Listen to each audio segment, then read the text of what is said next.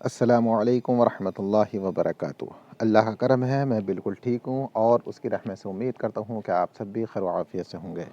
ناظرین، کسی انسان کا صاحب اولاد نہ ہونا، اس میں اللہ کی حکمت اور اس کی مشیت پوشیدہ ہوتی ہے، لیکن ممکن ہے کہ اسے کوئی جسمانی بیماری ہو یا پھر شیاطین کی وجہ سے ہو، یا تو عورت بانجھ ہو سکتی ہے یا پھر مرد ناقابل اولاد ہو سکتا ہے۔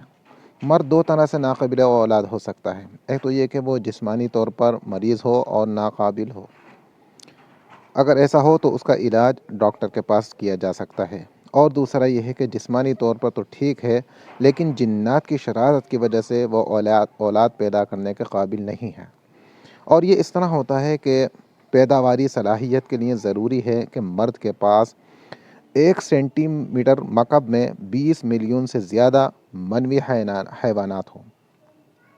جن بعض اوقات یوں کرتا ہے کہ مرد کے خصیتین جو منوی حیوانات کو چھانٹتے اور انہیں علیحدہ کرتے ہیں، اس پر پریشر ڈال کر یا کسی اور طریقے سے منوی حیوانات کا مطلوبہ تناسب پورا نہیں ہونے دیتا، جس سے مرد کی پیداواری صلاحیت ختم ہو جاتی ہے۔ اور اس کا دوسرا طریقہ یہ بھی ہے کہ منوی حیوانات جب خصیتین سے منی کے مقر میں منتقل ہوتے ہیں تو وہاں پر انہیں ایک سیال مادے کی ضرورت ہوتی ہے، جس سے انہیں زندہ رہنے کے لیے غذا ملتی ہے، اور یہ مادہ گوشت سے نکلتا ہے اور منی کے مقر میں منوی حیوانات کے پاس چلا جاتا ہے۔ چنانچہ جن اسی سیال مادے کو منوی حیوانات کے پاس جانے سے روک دیتا ہے، اور جب منوی حیوانات کو غذا نہیں ملتی تو وہ مر جاتے ہیں، اور اس طرح پیداواری صلاحیت ختم ہو جاتی ہے۔ جن کی وجہ سے ناقابل اولاد ہونے کی کچھ علامتیں ہیں۔ کیسا پتہ لگے کہ جن کی یہ شرارت ہے؟ میں آپ کو کچھ علامتیں بتا رہا ہوں۔ نمبر 1، سینے کی گھٹن، خاص کر عصر کے بعد سے لے کر آدھی رات تک۔ نمبر 2، پریشان حالی۔ نمبر 3، پیٹھ کی نچلی ہڈیوں میں درد ہونا۔ نمبر 4، نیند میں گھبراہٹ۔ نمبر 5، نیند میں خوفناک خواب کھانا۔ اگر ان میں سے یعنی ان 5 علامتوں میں سے کوئی بھی علامت پائی جاتی ہے تو پھر وہ جن کی شرارت ہے جو صاحب اولاد نہیں ہونے دیتا۔ ناظرین، عورت کا بھی بانجھ پن ہو سکتا ہے، یعنی مرد تو اس قابل ہے لیکن عورت اس قابل نہیں ہے کہ وہ بچے کو پیدا کر سکے۔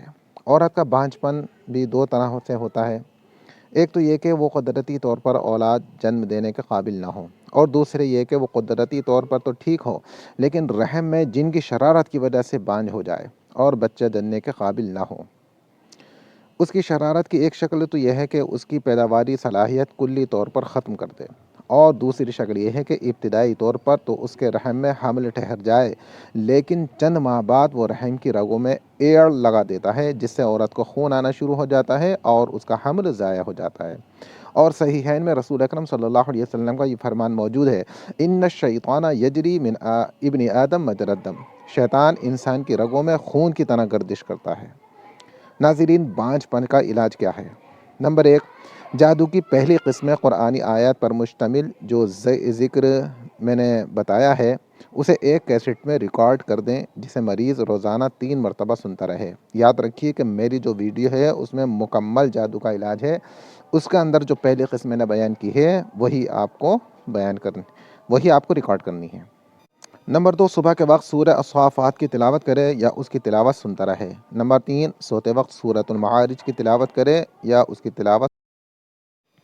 نمبر 4، کلونجی کے تیل پر یہ صورتیں پڑھیں: سورہ الفاتحہ، آیت الکرسی، سورۃ البقرہ اور سورہ آل عمران کی آخری آیات، سورہ فلق اور سورہ ناس۔ اس تیل کو مریض اپنے سینے، پیشانی اور پیٹھ یعنی ریل کی ہڈی پر ملتا رہے۔ نمبر 5، یہی آیات و صورت خالص شہد پر بھی پڑھیں، جس میں مریض صبح نہار منہ 1 چمچ استعمال کرے۔ مندرجہ بالا علاج مریض کئی مہینے تک مسلسل جاری رکھے، انشاءاللہ شفا نصیب ہوگی، بشرطے کہ وہ اس دوران اللہ کی شریعت کی پابندی ضرور کرے۔ ناظرین، یہ تھا روحانی علاج مرد کا اور عورت کا نامرد ہونا یعنی بانجھ پن ہونا۔ انشاءاللہ کسی اور ویڈیو میں اس کا طبی علاج بھی بتاؤں گا، اور اس سے بہت سے مریض ٹھیک ہوئے ہیں۔ انشاءاللہ میں ویڈیو اپلوڈ کروں گا اس سلسلے میں اگر اللہ نے چاہا۔ آخر میں آپ سے درخواست ہے ہمارے چینل کو لائک اور سبسکرائب ضرور کریں۔ اور شیئر کرنا نہ بھولیں۔ آپ کی وجہ سے کسی کا فائدہ ہو سکتا ہے اور اس کا آپ کو صدقے کا ثواب ملے گا۔ السلام علیکم ورحمۃ اللہ وبرکاتہ۔